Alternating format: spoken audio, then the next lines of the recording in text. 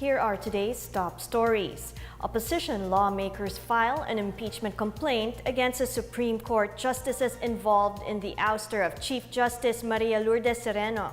Government economic managers meet with their counterparts in China to discuss areas of cooperation. Kalinog Town in Iloilo is considering the declaration of a state of emergency due to the spread of hepatitis A. And the Philippine volleyball team scores its first win in the Asian Games preliminaries. Good day, I'm Pia Rosas Morato. Welcome to the PNA Newsroom.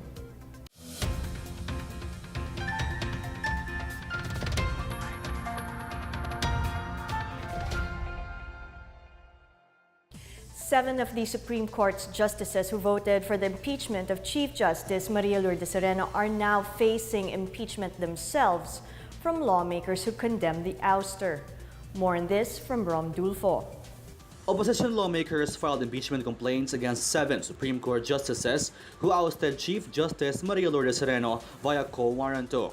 Albay Representative Ed Selagman, Magdalo Representative Gary Alejano, Ifugao Representative Teddy Bagilat, and Akbayan Representative Tom Villarin filed the impeachment complaints before the Office of the Secretary General at the House of Representatives. The complainants accused the 7 justices of allegedly violating the Constitution, insisting that impeachment by Congress is the only mode or process of removing impeachable officials like the Chief Justice. De Castro, Peralta, Bersamin, Tiham, and Hardaleza are also charged with betrayal of public trust for the refusal to inhibit themselves in the adjudication of the quo warranto petition.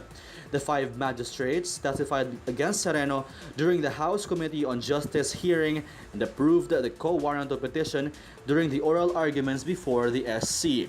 Meanwhile, Justice Secretary Menardo Guevara says the mere filing of an impeachment complaint will not have any effect on the nomination of the 4 SC justices for the top magistrate post.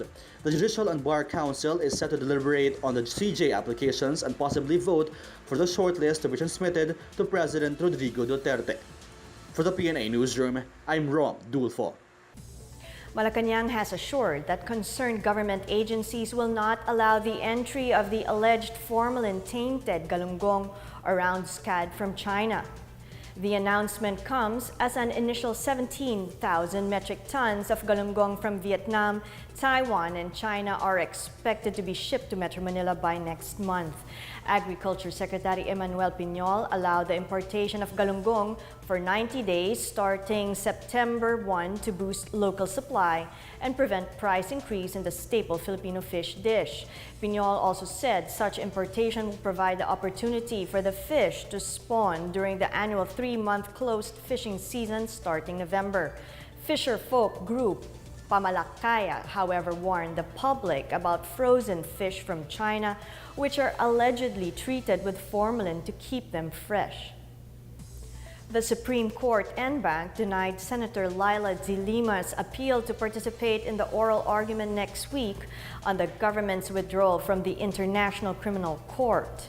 The Supreme Court denied De Lima's motion for reconsideration, asking permission to be allowed to appear and represent herself during the oral argument of the case. The court says it found no new argument to warrant a reconsideration of its earlier resolution. The court also directed that the oral arguments will proceed on August 28 at the Supreme Court Session Hall as scheduled. The oral arguments will tackle the petitions filed by opposition senators and by the Philippine Coalition for the International Criminal Court. Payment transactions with the Land Transportation Office will soon become faster as the agency is set to implement online payments. The LTO has signed a memorandum of agreement with the Department of Transportation, Land Bank of the Philippines, and Bureau of Treasury. Presidential spokesperson Harry Roque says under the agreement, the LTO will accept online payments through Land Bank. Roque says online payments will be more efficient, faster, and more convenient than over-the-counter transactions. It can also shorten the payment process and prevent corruption and red tape. The LTO has yet to announce when it will implement online payments.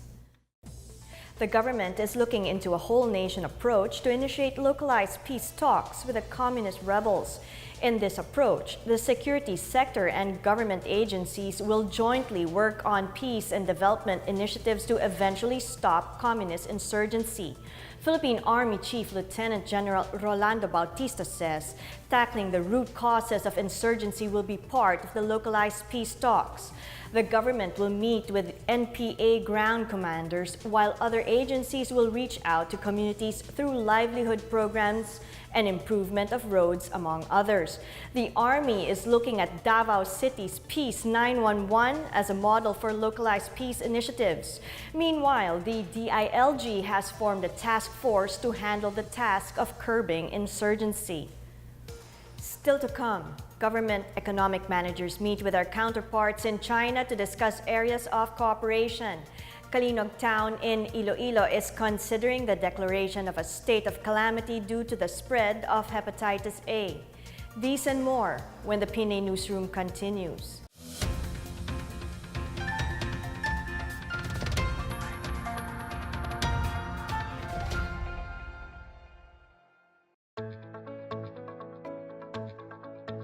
The Cotabato City East Diversion Road Phase 1 aims to function as a bypass or diversion road.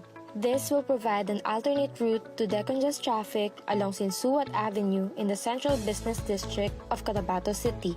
It will reduce average travel time going to and from the Cotabato City proper from 70 minutes to 20 minutes and will eventually decrease the vehicle operating costs. The Department of Public Works and Highways completed in May 2018 the opening of 13.8 kilometers road with 3 permanent bridges in the total amount of 745.721 million pesos. Starts along the Marbel Ala Cotabato Road near Awang Airport in Cotabato City, traversing 8 barangays in the municipalities of Datu Oding Sinsuat and Sultan Kudarat, province of Maguindanao, and ends at Cotabato City, Lanao Road.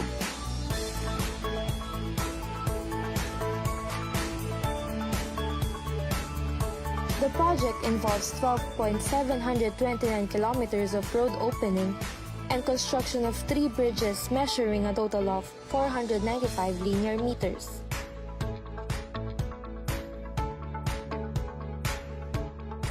Tamontaka Bridge, measuring 210 linear meters with budget amounting to a total of 241 million pesos.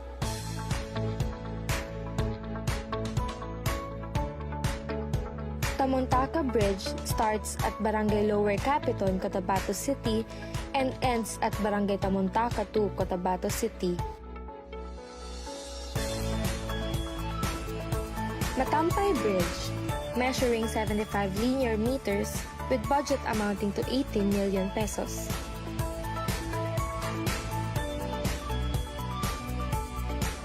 It starts at Barangay Poblacion, Cotabato City and ends at Barangay Kabuntalan, Sultan Kudarat.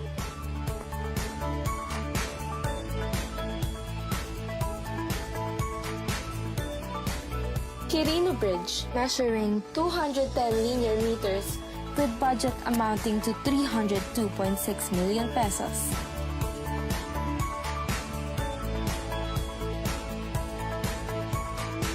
It starts at Barangay Bulibot, Sultan Kudarat and ends at Barangay Ungab, Sultan Kudarat. Cotabato City East Diversion Road Phase 1 will strengthen urban, rural, and inter-regional linkages by improving the road network in the provinces of Maguindanao and Lanao del Sur. It will speed up the economic development by providing faster and more reliable movement of goods and services. Cotabato City East Diversion Road Phase 1 showcases the continuing effort of DPWH Roads Management Cluster 2 Unified Project Management Office in giving our public quality, safe, and high-standard infrastructure.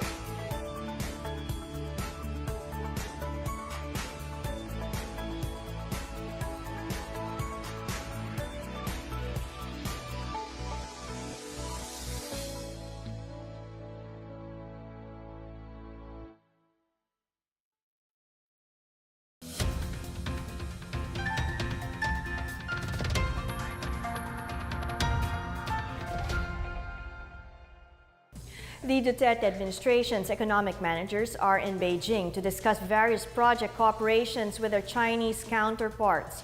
Chinese State Councilor and Foreign Minister Wang Yi and other Chinese officials welcomed the seven-man team led by Finance Secretary Carlos Dominguez III. Yi said China and Philippines have entered a fast track of development and many works and cooperation projects are in the pipeline for the two countries. Dominguez, for his part, said the Philippine government is continuously working hard in the development of ties between the Philippines and China. The Philippine team will also hold a meeting with Chinese Vice Premier for Economic Cooperation Hu Chunhua to discuss the progress of China-Philippines relationship. To further bolster the capabilities of the third player entering the telecommunications market, the government may award unused frequencies currently assigned to the existing duopoly. Miguel Hill tells us more.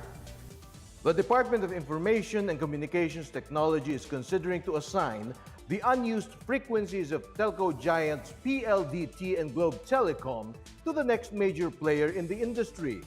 This as DICT conducts its review on the frequencies that were awarded to the dominant telco players as it seeks to ensure that these are being utilized to deliver quality communication services to the public. DICT Acting Secretary Eliseo Rio Jr. said the spectrum user fees may be adjusted for telcos to efficiently use their frequencies. Unused frequencies may then be reassigned to the third telco. The DICT official said it is pushing for a legislative measure that will strengthen guidelines on the distribution and use of frequencies by telcos. The DICT issued a directive last June ordering the National Telecommunications Commission to conduct a review on spectrum user fees being paid by telecommunications firms in a bid to improve the state of mobile services in the country. The directive comes amid the rapid growth of new technologies and preparations for the entry of a new major player in the local telco industry. The DICT earlier said it is seeking to draft a framework for the reallocation of frequencies currently being held by existing telco players by the end of this year. For the PNA Newsroom, I am Miguel Hill. The autonomous region in Muslim Mindanao is set to build 100 core shelters for poor families in the coastal town of Datu Blasin Suat, Maguindanao. ARMM Governor Mujib Hataman led local officials in the groundbreaking for the project under the region's Bangsamoro Regional Inclusive Development for Growth and Empowerment Program or BRIDGE. The governor says that once completed, each shelter would come with a water system connection and solar panel for lighting as added amenities. The beneficiaries also received supplies, including a sack of rice and other essential food items and hygiene kits that would last for a month. The ARMM Bridge program aims to improve the living condition of 7,000 families in the region this year. The program package includes providing decent homes and food to poor constituents of the region, where each beneficiary shall receive a core shelter, access to clean water, light source, food, and livelihood. Authorities intercepted a Vietnamese boat found poaching near Dalupiri Island in the Calayan group of islands in Cagayan. Members of the Bureau of Fisheries and Aquatic Resources and Philippine Coast Guard were on patrol when they found the fishing vessel. The crew was also caught in the act while fishing. Found in the vessel were squid bait and 30 pieces blue marlin and yellowfin tuna. The foreign fishers are facing charges of illegal fishing. The Municipal Health Office of Calinog, Iloilo is considering placing the town under a state of emergency due to the rising number of high school students who have tested positive for hepatitis A. About 75 students from Don Esteban S. Javellana Memorial High School were found to be suffering from the disease. The cases of hepatitis began last week of July. The Municipal Health Office found out the students got infected through a food handler who had tested positive for the disease. The incident forced the school to close down its canteen and ban ambulant vendors from selling food. All school canteens and restaurants were ordered to secure sanitary permits to assure that the food that they are serving are safe for consumption. Up next, The Department of Tourism reports a 9% increase in tourist arrivals from January to June this year. The Philippine volleyball team scores its first win in the Asian Games preliminaries. The PNA Newsroom returns after these reminders.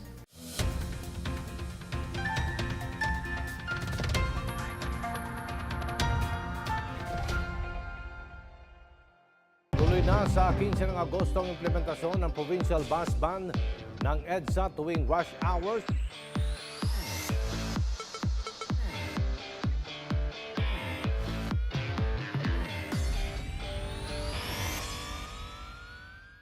Class, siya ang ating school nurse. Oo mga bata, nandito ako ngayon para ituro ang 4S kontra dengue. Unang S, search and destroy breeding places. Pangalawang S, seek early consultation. Pangatlong S, self-protection measures. At pang-apat na S, say yes to fogging in times of outbreak. Naintindihan niyo ba, class? Ano ang dapat gawin? Ano nga yun, class?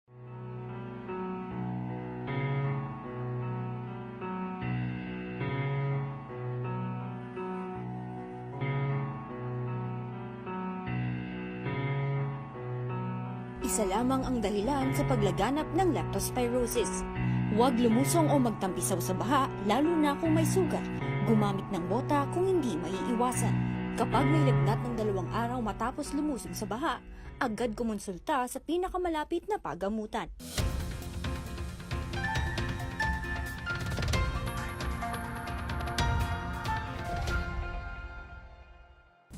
Tourist arrivals from January to July increased by 9.74% compared to arrivals from the same period last year.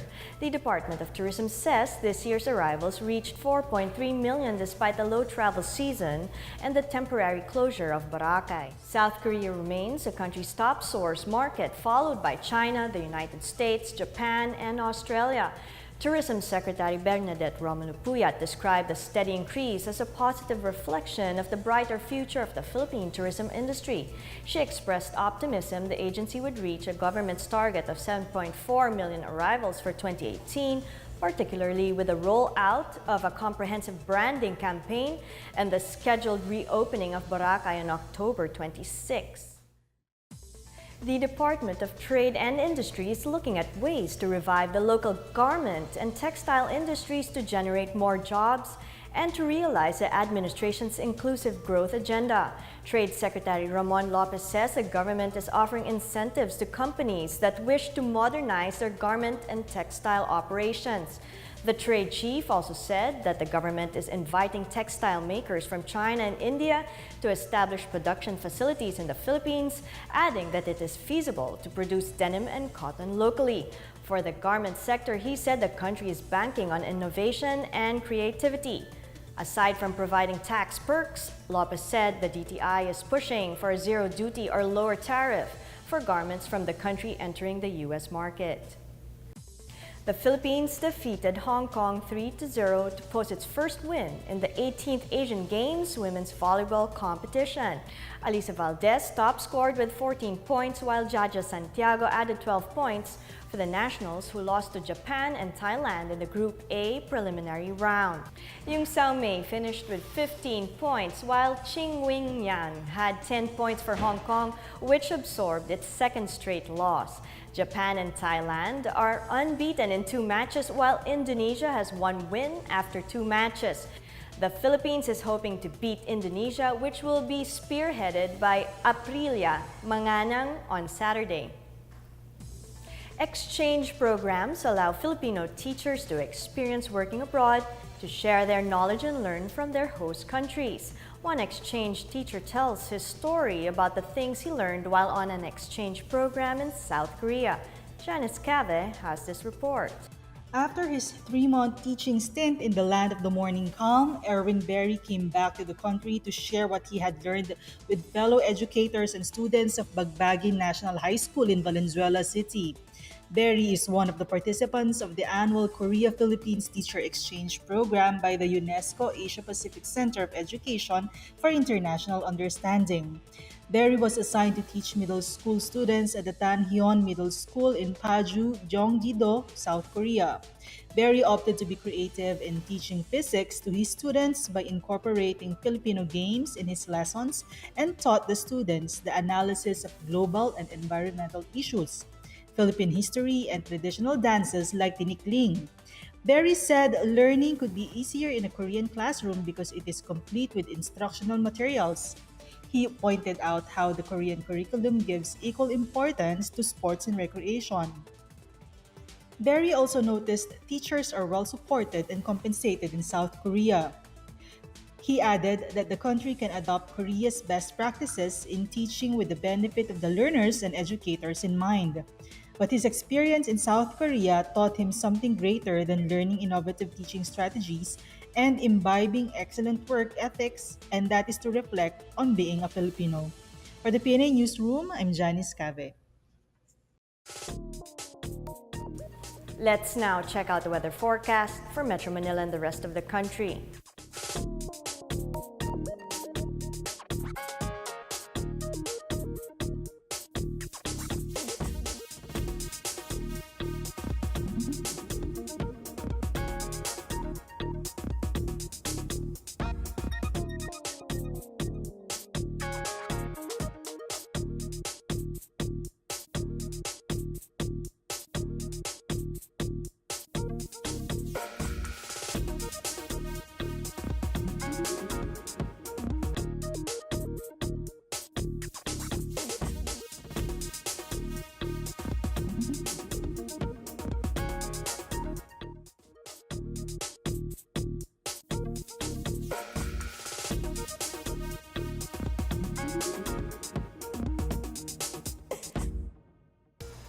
Here's a recap of today's top stories.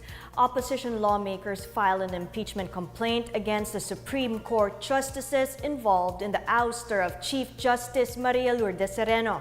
Government economic managers meet with our counterparts in China to discuss areas of cooperation. Kalinog Town in Iloilo is considering the declaration of a state of emergency due to the spread of hepatitis A.